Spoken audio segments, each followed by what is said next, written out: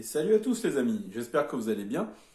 On se retrouve aujourd'hui pour parler d'un film d'horreur coréen qui a quelques squelettes dans son placard. C'est drôle parce que le film s'appelle The Closet, ça veut dire placard en anglais. C'est parti, générique.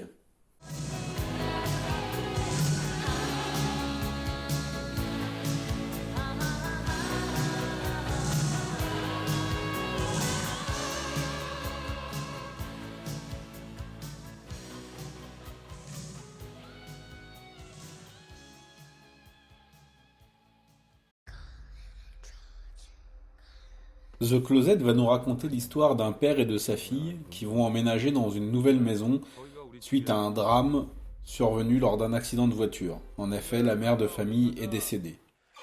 Mais dès qu'ils emménagent, la petite fille se met à avoir un comportement très étrange et cela est peut-être relié au placard dans sa chambre, d'où sortent des bruits extrêmement inquiétants. Le père va mener l'enquête, aidé par le fils d'une femme exorciste qui a péri 22 ans plus tôt en tentant d'exorciser la maison.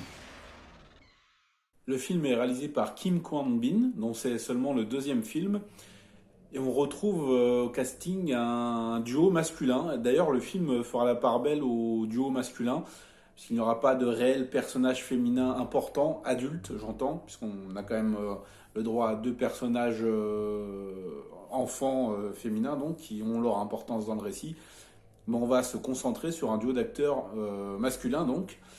Le premier est interprété par Kim Nam-gil, qu'on a pu voir dans Pandora ou Zombie, The Odd Family ou Zombie on Cell, je me souviens plus du titre exact du film.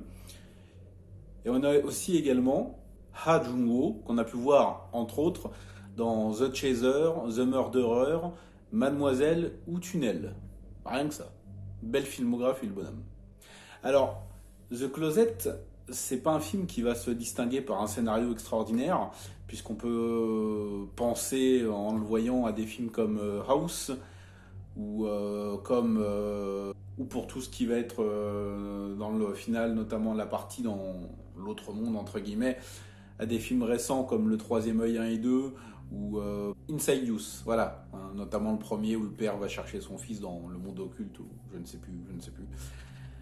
Bref, le film peut sembler un petit peu convenu dans son scénario, mais ça reste un film que j'ai trouvé bien efficace. On va bénéficier tout au long du métrage d'une réalisation très propre, d'une belle photographie. J'ai bien aimé tout ce qui concernait les environnements de la maison et ses extérieurs, notamment donc le final qui se passe dans un espèce d'extérieur qui fait penser à ceux de la maison, qui sont dans une brume avec des arbres morts un peu partout. Ça donnait un côté un petit peu froid et mystique que j'ai trouvé bien maîtrisé.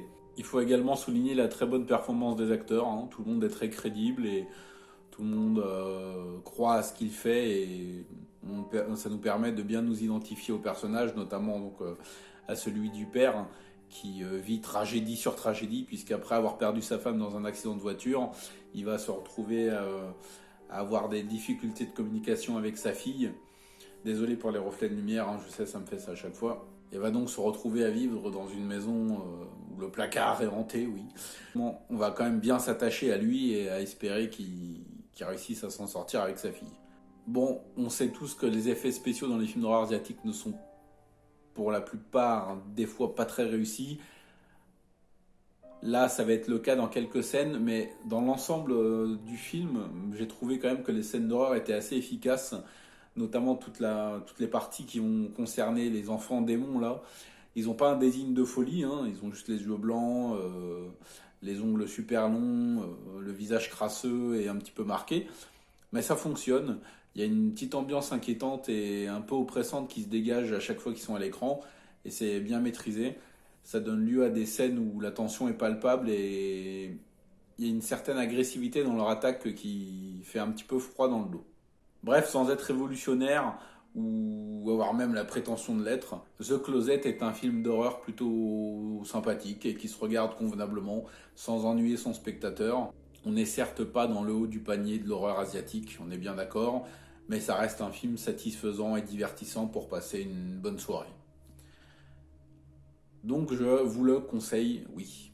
Si vous l'avez déjà vu, Je vous invite à me dire ce que vous en avez pensé en commentaire. Si vous projetez de le voir, n'hésitez pas, faites-moi un petit retour, on pourra en discuter, ça sera cool. N'hésitez pas à liker, commenter et partager cette vidéo pour lui donner plus de visibilité et ainsi donc donner plus de visibilité au film. Si mon contenu vous plaît, je vous invite à vous abonner et à activer la petite cloche pour ne rien louper des prochaines sorties de la chaîne.